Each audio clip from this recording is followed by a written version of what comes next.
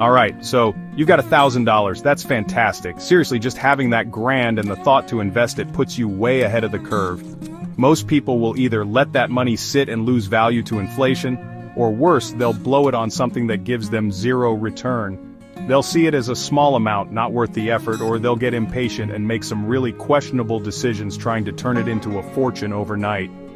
The truth is that $1,000 can be the start of something big, or it can be a lesson in what not to do. A lot of people get paralyzed by choice, or they fall for the latest get-rich-quick scheme they saw on social media.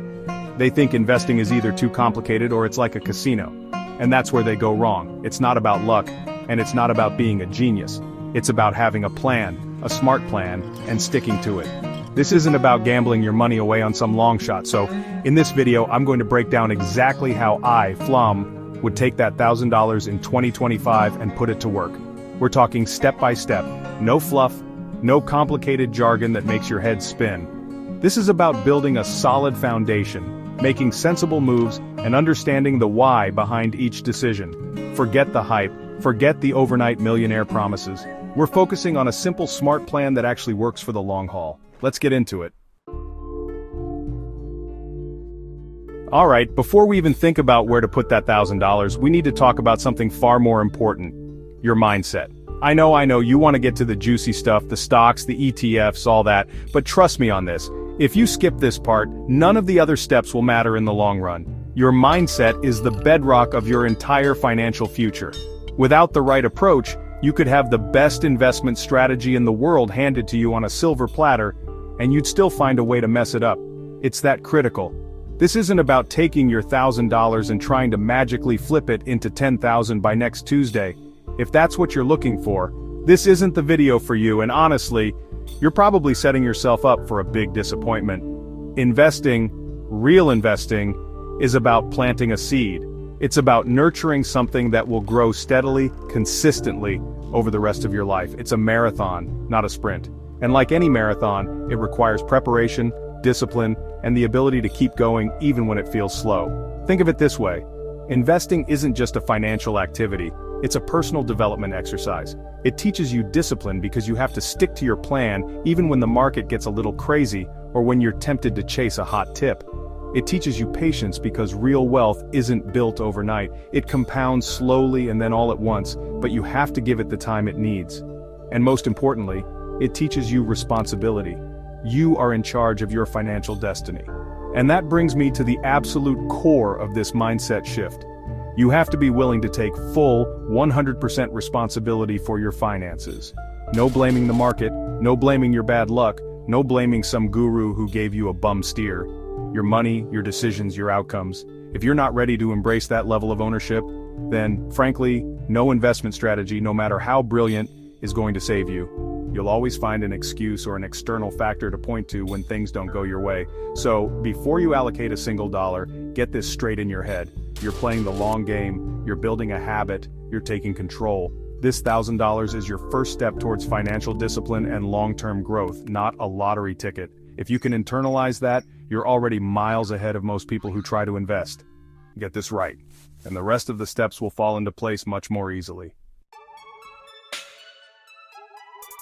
Okay, mindset locked in, good. Now for the very first practical step with that $1,000. And I'm going to be honest, this step isn't exciting. It's not going to make you rich quickly. In fact, it's the opposite of exciting for most people. But it is absolutely, unequivocally, non-negotiable. Before you even dream of buying a stock or an ETF, you need to build a small emergency buffer. I'm talking about taking $200 to $300 of that $1,000 and setting it aside. I can almost hear the groans. But Graham, or rather Flom, you're thinking, that's not investing. I want to see my money grow. I get it, the allure of putting every penny to work for massive returns is strong, especially when you're just starting out and eager to see progress. But here's the hard truth. Investing without a safety net is like walking a tightrope without a net below. It's not a question of life will throw you a curveball, and when it does, you don't want to be forced to sell your investments at the worst possible time. Think about it, your car breaks down, you have an unexpected medical bill, you lose your job for a few weeks. These things happen. If all your money is tied up in investments, and the market happens to be down when you need cash, you'll be forced to sell at a loss. That's how people panic sell. That's how they derail their long-term plans. This small emergency fund is your financial shock absorber. It protects your actual investments from your life's little or big emergencies.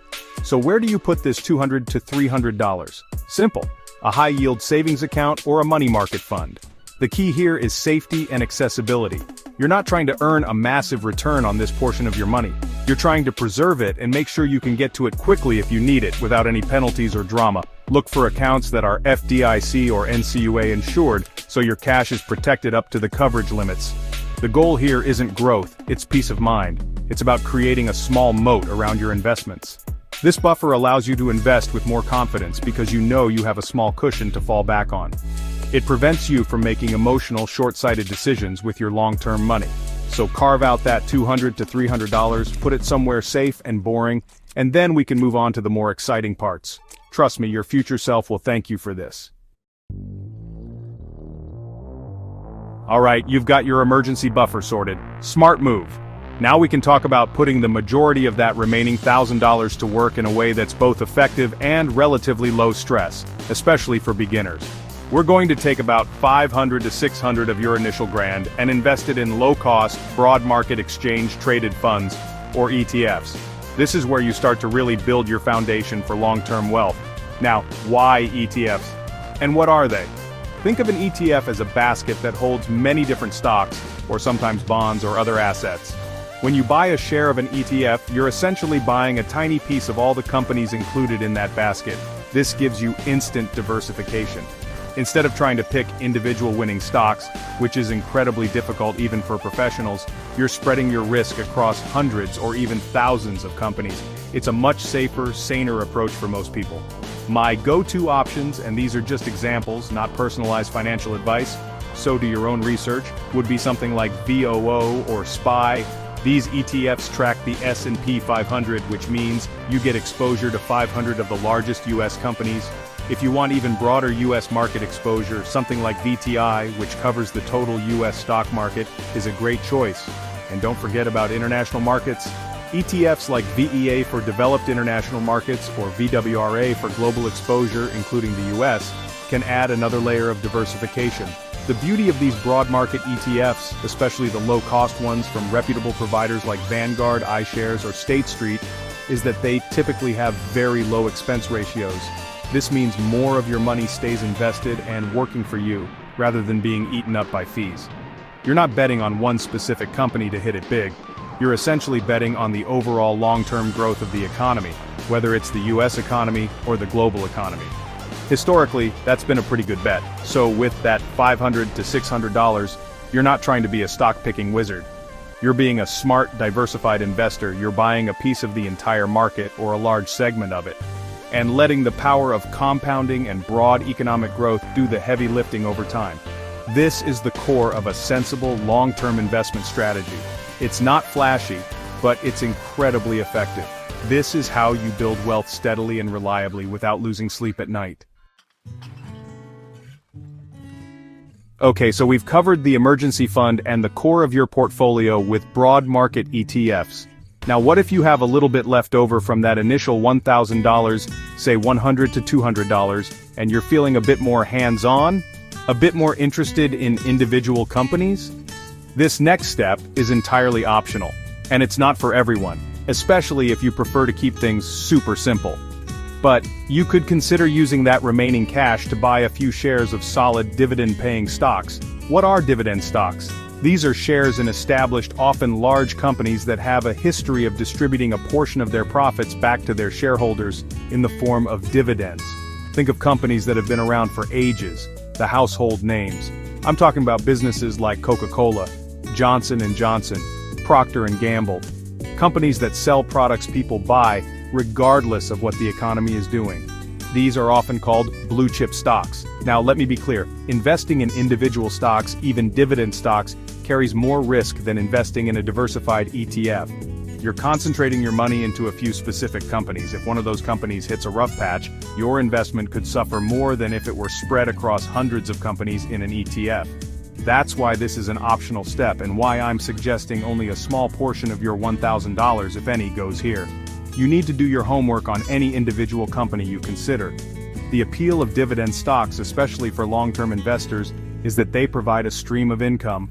It might be a small amount per share, paid out quarterly or annually, but it's actual cash flow that you receive just for holding the stock. Many investors then choose to reinvest those dividends to buy more shares, which can then generate even more dividends. This is the power of compounding in action, and over decades, it can make a significant difference to your total returns. It's not sexy, it's not a get-rich-quick scheme, but it's a steady, reliable way to build wealth. So, if you're comfortable with a little more research and a bit more direct involvement, and you understand the added risk, then exploring a few high-quality dividend stocks with that last $100 or $200 could be a reasonable addition to your strategy. But if you're leaning towards maximum simplicity and diversification, it's perfectly fine to allocate this remaining amount to your ETFs instead. The key is to choose the path that aligns with your comfort level and your long-term goals. Alright, this chapter is crucial. We've talked about what to do with your $1,000, but it's just as important, if not more so, to talk about what to do. Now listen very carefully, because this is where a lot of people with good intentions go completely off the rails. Do not, under any circumstances, throw your hard-earned $1,000 or even a significant portion of it into highly speculative, high-risk ventures hoping for a quick payday. This is a recipe for disaster. I'm talking about the stuff you see hyped up all over social media. The latest meme stock that's supposedly going to the moon. That obscure cryptocurrency that some influencer you've never heard of is promising will be the next Bitcoin. Or some TikTok finance bros guaranteed next big thing that requires you to act now before it's too late. Let me be crystal clear, that is not investing. That is pure, unadulterated gambling. And the odds are heavily stacked against you. The allure is understandable. You see stories, often exaggerated or completely fabricated, of people making fortunes overnight. It taps into that desire for a quick win, for a shortcut to wealth. But for every one person who got lucky, and usually doesn't tell you about their 10 other losses, there are thousands who lose their shirts. These opportunities are often driven by hype, manipulation, and a fundamental lack of understanding of what you're actually putting your money into. There's no underlying value, just speculation. Your primary job as a new investor, especially with a relatively small amount like $1,000, is to protect your capital first, and then grow it slowly and steadily.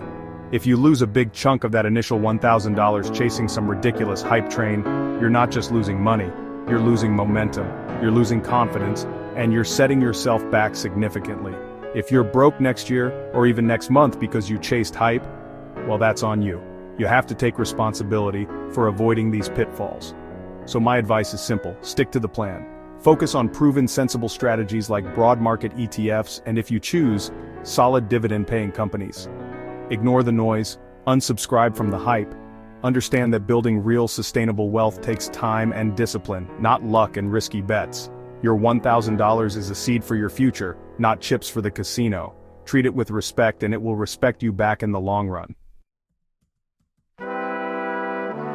So, you've set up your emergency fund, you've invested in some broad market ETFs, maybe even a few dividend stocks.